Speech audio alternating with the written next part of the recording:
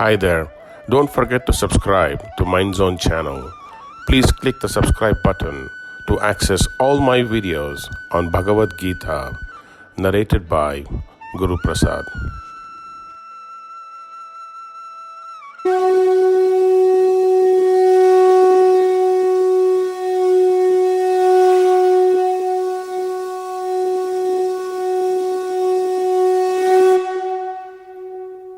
Bhagavad Gita is a Hindu scripture written in Sanskrit which contains a vast sea of knowledge and practice guide to life.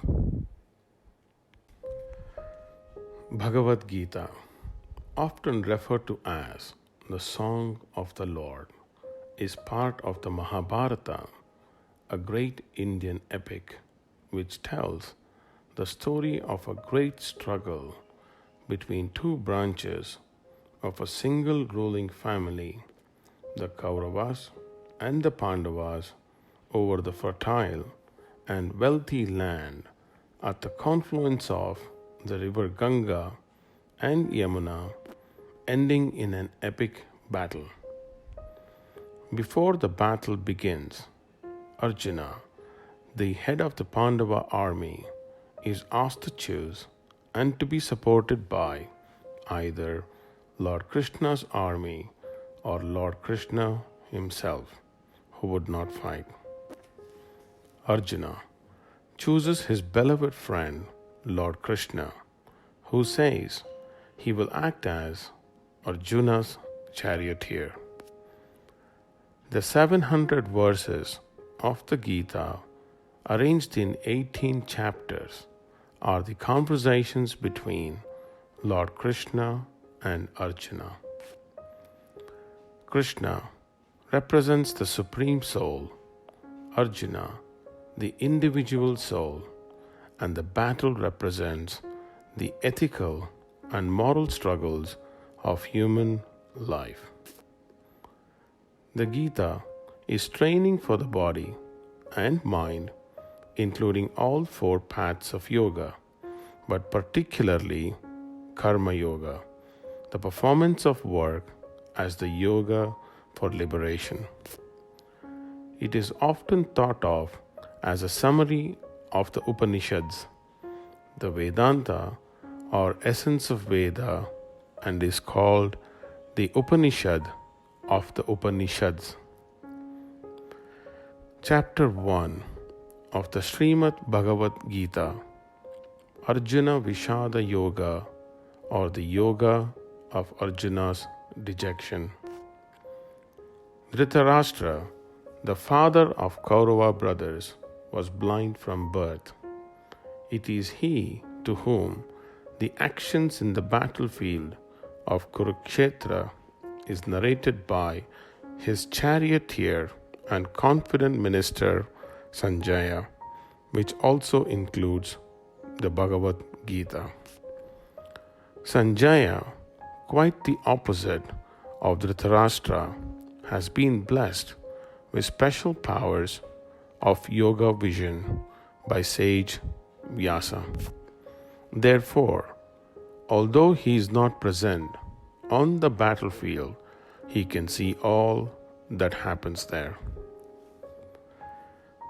Prior to the beginning of the epic battle, Sanjaya describes the battlefield arrangements to Dhritarashtra. As the warriors on the two opposing sides stand facing each other from a distance, anticipating a signal for the battle to begin, Arjuna requests Krishna to bring his chariot between the two armies so that he may get a full picture of the Kauravas and their supporters, all desirous to fight. But then, when he sees his teachers and uncles with their sons and friends all standing on the threshold of death, Arjuna realizes that his enemies are his own relatives, beloved friends, and revered teachers. Arjuna, at this point in time, is filled with doubt, ambiguity on the battlefield, and refuses to fight. Arjuna withers in distressed confusion, his mind reeling at the terrible prospect of death and destruction facing him. In this state, Arjuna asks Krishna existential questions. What purpose is gained by winning the pleasures of a kingdom when all those with whom we would enjoy it will be killed? Even if they kill me, I have no desire to kill them. Arjuna goes on to present several reasons why he should not fight in the battle. These arguments mainly about the devastating social consequences of so many men being killed and leaving behind unprotected women. This leads to convince us that Arjuna is a thoughtful, socially conscious, and a noble person. Arjuna may be justified in withdrawing from the battlefield, but he is also deeply dejected. Unlike Duryodhana and his armies, who see only friends and enemies in relation to themselves, Arjuna suffers from having a broader vision. He sees everyone present on the battlefield as members of the same family, and this leads him to deep questioning. Arjuna now turns to his charioteer and friend Krishna for advice. Responding to Arjuna's confusion and moral dilemma, Krishna explains to Arjuna of his duties as a warrior and prince. Conclusion. When human beings contemplate and recognize within themselves the sense of existence or disturbance or confusion, we begin the initial step of the yoga practice, which is to put our own life in a similar situation to the predicament in which Arjuna finds himself. After having realized the urgent need for higher vision, we need to qualify ourselves to acquiring the education in yoga. Throughout the course of the Gita, Krishna imparts knowledge to Arjuna's wisdom, the path to devotion, and the doctrine of selfless actions, which Arjuna shall receive in the remaining 17 chapters. This can be imbibed in our own life to attain peace and tranquility. This completes chapter 1 of Bhagavad Gita, Arjuna Vishada Yoga, which has 42 verses.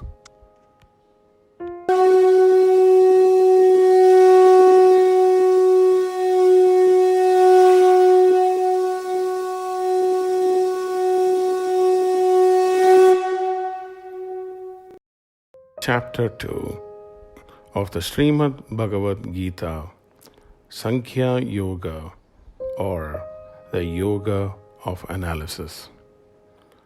Arjuna's distress drives him to request his dear friend Krishna to set aside the equality of status in their friendship and to assume the role of a teacher.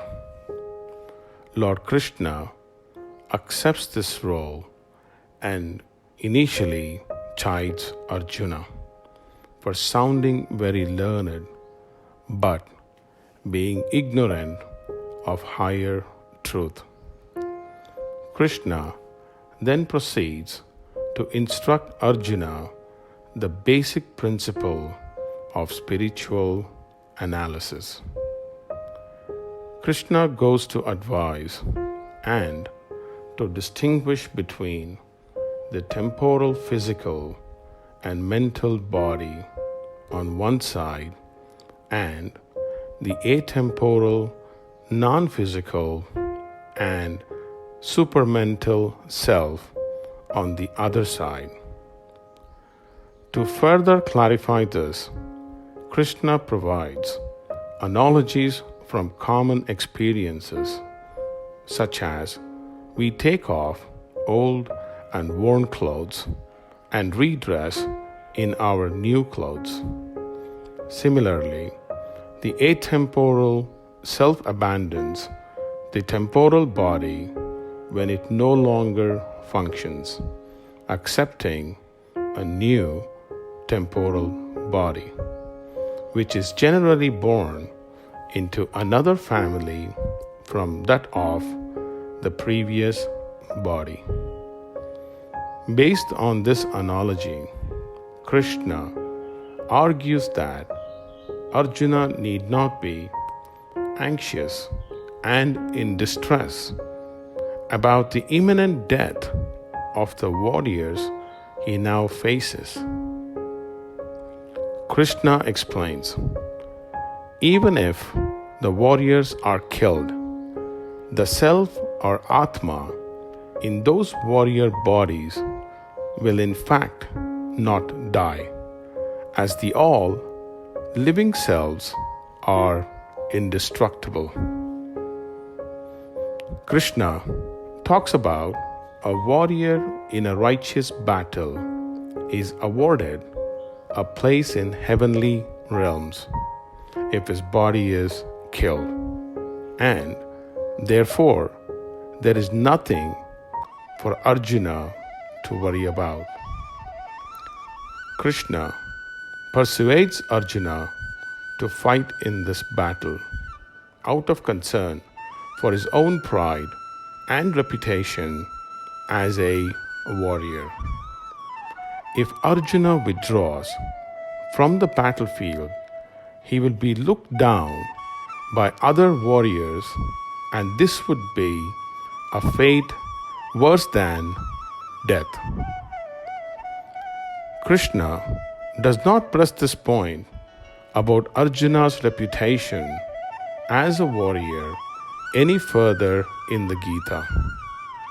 Krishna rather provides a summary of yoga practice by which one may realize through experience the truth about self or Atma as distinct from the body. Krishna names this yoga practice as Buddhi Yoga, or the Yoga of Discernment, a word that Krishna uses several times in this section, chapter 2 of the Gita. Buddhi suggests awakening and alertness. By developing alertness in distinguishing between what is temporary or one's own body and the activities of mind, and what is not temporary or the essential principle of life or Atma. This self-realization is the first important accomplishment of yoga practice, which is attained. This attainment is freedom from the command and demands of the mind, by which one is constantly disturbed amidst the fluctuations of life, feelings of happiness and distress. With such freedom of mind comes freedom from the command of the senses. Krishna describes an example of an accomplished yogi who practices yoga as the one who is standing in wisdom, or sthita prajna. Krishna provides a striking analogy to help understand the state of consciousness of such a person. Just as water constantly pours from rivers into the undisturbed ocean, similarly, all kinds of desires may enter a person who is adept in yoga. The yogi attains peace and does not pursue desires. In other words, the accomplished practitioner of yoga does not identify himself or herself with the constant stream of desires. Knowing that desires are nothing but desires of the senses to enjoy temporary pleasures, or desires of the mind to enjoy temporary pleasures through thoughts pleasing to the mind. Conclusion. Chapter 2 sets forth the most essential principles in understanding of yoga, upon which it is based as a whole. The key principle of yoga in this chapter is analysis or sankhya, by which one learns to deeply question the received wisdom of the world. The received wisdom is what we as human beings must identify within our own physical body and mind to achieve a successful, happy life. Buddhi Yoga serves to encourage direct experience of the truth, to identify one's Atma by enabling ourselves to rise above the temporary life in this world. This completes Chapter 2 of Bhagavad Gita, Sankhya Yoga, which has 72 verses.